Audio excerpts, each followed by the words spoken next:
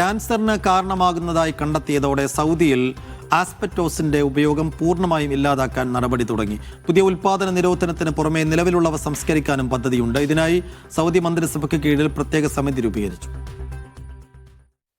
കെട്ടിട നിർമ്മാണ മേഖലയിലും വ്യവസായങ്ങളിലും വ്യാപകമായി ഉപയോഗിച്ചിരുന്ന ആസ്ബെറ്റോസ് ലോകമെമ്പാടും പ്രതിവർഷം 2 ലക്ഷത്തിലധികം മരണങ്ങൾക്ക് കാരണമാകുന്നുണ്ടെന്നാണ് കണ്ടെത്തൽ.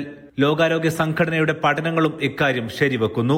ശ്വാസകോശം, തൊണ്ട, അണ്ഡാശയ ക്യാൻസറുകൾക്ക് ആസ്ബെറ്റോസ് കാരണമാകുന്നുണ്ടെന്നാണ് ലോകാരോഗ്യ സംഘടന പറയുന്നത്.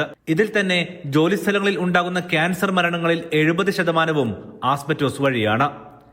ആസ്ബെറ്റോസ് ഉപയോഗിച്ച പഴയ കെട്ടിടങ്ങൾ പൊളിക്കുമ്പോഴും അറ്റകുറ്റപ്പണികൾ നടത്തുമ്പോഴുമാണ് കൂടുതൽ അപകട സാധ്യത. ഈ പശ്ചാത്തലത്തിലാണ് സൗദിയുടെ നീക്കം. 1990-കൾക്ക് മുമ്പേ നിർമ്മിച്ച ജിപ്സം ബോർഡുകളിലും ആസ്ബെറ്റോസ് ഉപയോഗിച്ചിരുന്നു. ഇതിനാൽ തന്നെ 1990-ന് മുന്നേയുള്ള സൗദിയിലെ പഴയ കെട്ടിടങ്ങളിൽ ഇവയുണ്ടാകാൻ സാധ്യതയേറെയാണ്. ഇവ നശിപ്പിക്കാതിരുന്നാലും അപകട സാധ്യതയുണ്ട്. ഇതെല്ലാം മന്ത്രിസഭാ കമ്മിറ്റി പരിശോധിച്ച് നടപടിയെടുക്കും. കെട്ടിട നിർമ്മാണ തൊഴിലാളികൾ, ഖനന തൊഴിലാളികൾ എന്നിവരെയാണ് ഇത് ഏറ്റവും കൂടുതൽ ബാധിക്കുന്നതും. നിലവിൽ ലോകത്തെ 50-ലധികം രാജ്യങ്ങൾ ആസ്ബെറ്റോസ് പൂർണ്ണമായും നിരോധിച്ചിട്ടുണ്ട്.